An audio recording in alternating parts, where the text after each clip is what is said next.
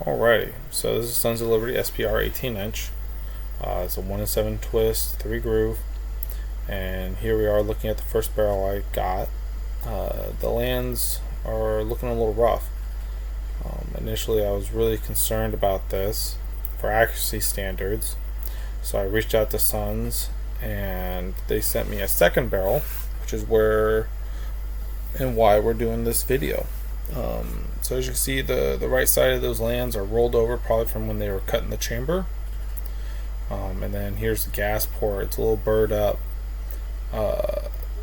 Normally this is due for a lot of concern when it comes to accuracy, until the barrel gets broken in a little bit.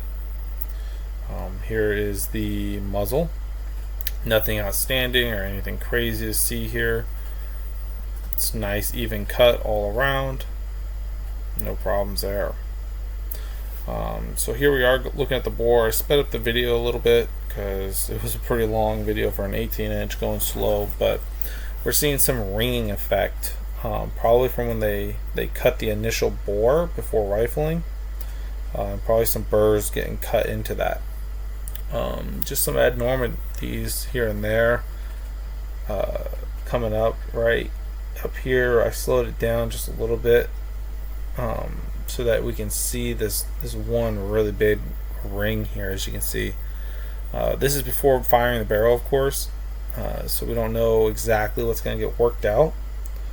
There's the gas port on the right there, and then going forward all the way, just a few more rings here and there, but yeah, nothing crazy. Alright, so this is after we fired about 270 rounds of it. Here's the throat again. Not a great cleaning job, but just enough to really knock out the chunks. A lot of those burrs from the lands rolled over have worked themselves out, but still some evidence of that initial damage to the lands. Nothing else really crazy there. Here's the gas port. The burr worked out completely for the most part, minus that little bit right there. Change the lighting to see if I can get a better view of it, but yeah, no, nothing crazy at the gas port to talk about. And then once again the muzzle, still nothing crazy, even cuts. The lands look good here at the muzzle as well. Alright, coming down to the bore, so you can still see some evidence of that ringing effect. A lot of copper still in there. Once again, didn't do a real strip job on it, but going down this pretty quick, like, you still see a lot of that ringing effect. Alright, so this is the second barrel as I received it. Talking to Mike that they had fired a couple rounds through it before sending it to me, and you can see some of that copper on the lands and a little bit in the groove. A little bit of that rolling effect still, which really surprised me when I received this barrel. There was just that one little spot right there that was pretty bad, but nothing crazy. And this is how you can see that it was fired prior to coming to me. You can tell that there was a little bit of a burr on that gas port. This is after the 280 rounds initial. The throat looks pretty good. Nothing crazy.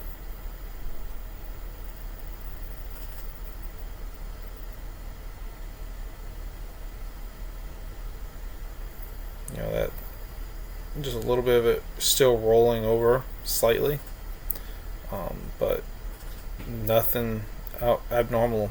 Gas port here. It's nice inside the groove, not part of the land, but just no burrs to really see. Looking down at the bore, on the second barrel, you can definitely see that ringing effect. So I think it's a manufacturing thing, not necessarily a one-off with the barrel, but still.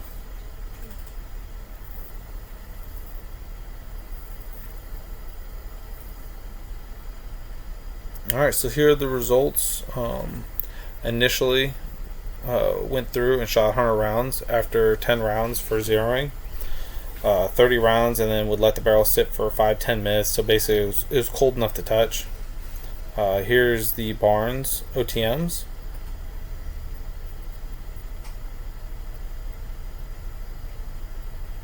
And then here is the SIG 77s. That second barrel on the right, really liked it a lot, but still, you know, both barrels are shooting almost identical, even though the throat on that one was pretty rough.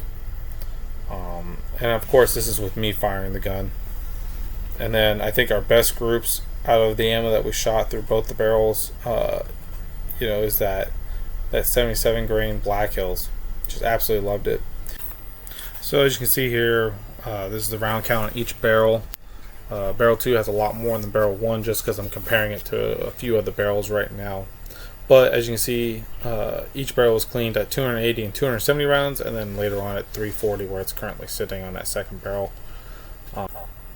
So here is each ammunition out of each of the barrels, best groups, and then at the bottom there I averaged out all the group sizes. Now it's a little skewed for barrel 2 just because I have more rounds through it of different ammos, but you can still kind of see, comparing them side by side, they're almost identical as far as accuracy standards go. Very slim difference. You know, I was truly impressed with how that throat looked, and then seeing the accuracy down range. I definitely expected on that first barrel to have a lot worse groups, but as you can see in some of the ammos it grouped better, and some of the ammos it shot worse, and that can just be, you know, harmonics within the barrel and the system. So I mean, both barrels were shot within the same receiver, same handguard, same gas tube, same gas block, and same muzzle device. So at the end of the day, that initial throat, I'm going to be curious to see how it performs down the road with the barrel erosion, you know, once we get to that, closer to that 1,000 or 2,000 round count. But until then, right now, both barrels, I would say they're good.